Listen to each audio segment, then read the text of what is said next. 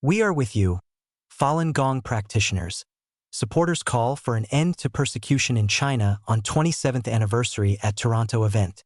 Hundreds of Falun Gong practitioners and supporters gathered in downtown Toronto on July 18th, despite the rain, to call for an end to the persecution of the peaceful meditation discipline in China, as they marked the 27th anniversary of ongoing atrocities against practitioners. The event also featured a parade through downtown Toronto.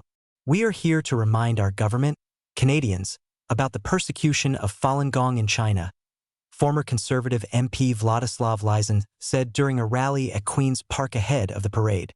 Lysen said the Chinese Communist Party has also extended its persecution campaign against Falun Gong overseas, adding to the importance of speaking out against it.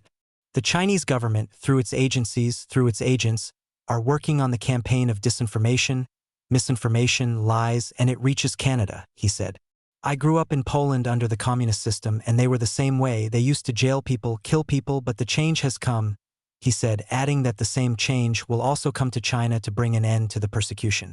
Dean Baxendale, CEO of Optimum Publishing International and the China Democracy Fund, spoke about the case of Zhang Xinyan, a Falun Gong practitioner who fled China to Thailand in 2014 and was supposed to come to Canada as a UN refugee this year, but was prevented from leaving by Thai authorities. Sheng Shui, a democracy activist based in the Toronto area, says the Chinese embassy has interfered in Zhang's case and she's at the risk of being forcefully repatriated to China. We've sent letters, we've sent communications, we've talked to parliamentarians. We're doing our best from Canada to try to get her released, Baxendale said. I am with you. Everybody is with you, he said, addressing the Falun Gong practitioners at the rally. Ho Qiangyu, president of the China Democratic Party of Canada, said via a translator that the CCP persecutes those who speak the truth, and noted that it's important to stand up for human rights and freedom of speech. 27 years of persecution. Falun Gong, also known as Falun Dafa, is a spiritual discipline rooted in the Buddhist tradition handed down from ancient China and was introduced to the public in China in 1992. It combines meditative exercises with moral teachings based on the principles of truthfulness, compassion, and tolerance. The practice quickly gained popularity due to its physical and mental health benefits, with government estimates indicating between 70 million and 100 million people in China alone had taken up Falun Gong by the late 1990s, exceeding the CCP's total membership. The CCP launched a violent persecution campaign on July 20, 1999, aiming to eradicate Falun Gong after then CCP leader Jiang Zemin deemed its popularity and spiritual teachings a threat to the party's power and atheistic ideology. Reports by human rights groups indicate practitioners of the discipline still face brutal persecution today, including arbitrary detention and imprisonment, torture, forced labor, brainwashing, surveillance, killings, and forced live organ harvesting. Meanwhile, Falun Gong practitioners have responded to the persecution through peaceful protests and awareness-raising efforts both in China and abroad, according to the Washington-based Falun Dafa Information Center, which reports on the persecution campaign.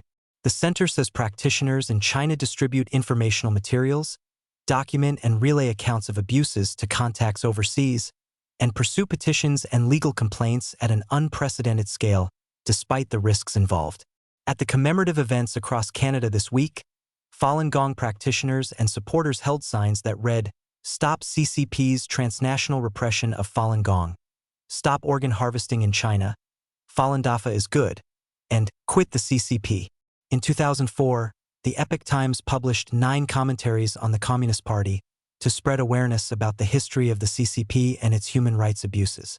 The publication led to a global Quit the CCP movement, which includes an online portal where Chinese people renounce their membership in the party and its affiliated organizations.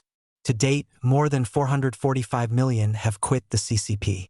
Leaked documents have revealed that in 2022, Chinese leader Xi Jinping directed officials to escalate the campaign in efforts to suppress Falun Gong practitioners abroad.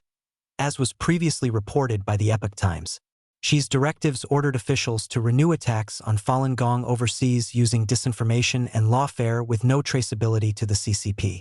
Earlier this year, 2 Canadian human rights organizations submitted a formal request to the Sanctions Bureau of Global Affairs Canada, urging the government to impose targeted sanctions on senior CCP officials responsible for the decades-long persecution against Falun Gong practitioners in China, as well as transnational repression targeting practitioners around the world, including in Canada.